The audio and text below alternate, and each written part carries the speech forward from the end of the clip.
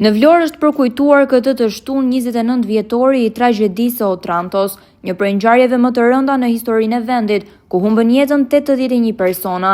Familjar të viktimave, përfaqësues të pushtetit vendor dhe qendror si dhe qytetarë të shumt, u mblodhën pranë Bregdetit për të nderuar kujtimin e atyre që humbën jetën në këtë tragjedi. Sepse mbase, shpirti i tyre donte të jepte gjithë juve një mesazh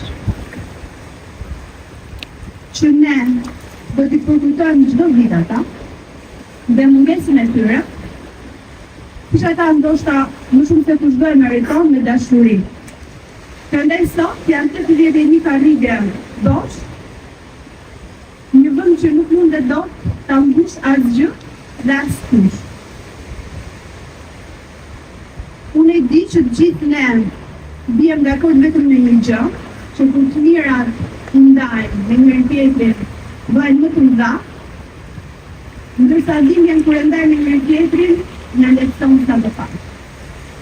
Dhe përfitoj nga rasti,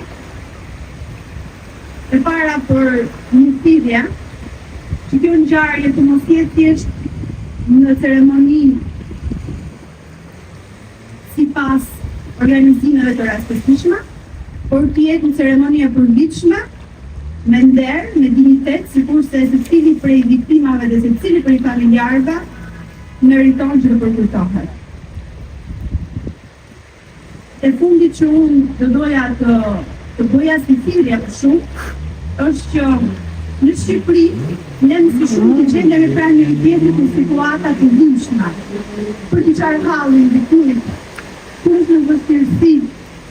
Por do doja sot ta mbyllja fjalën time për të bërë thirrje kujdo që më dëgjon, për të qenë afër njëri tjetrit edhe në të mirat dhe suksese, sepse mendoj që sot më shumë se kur kemi nevojë pikërisht për këtë. Shumë faleminderit edhe një herë dhe pa haruar qofshi.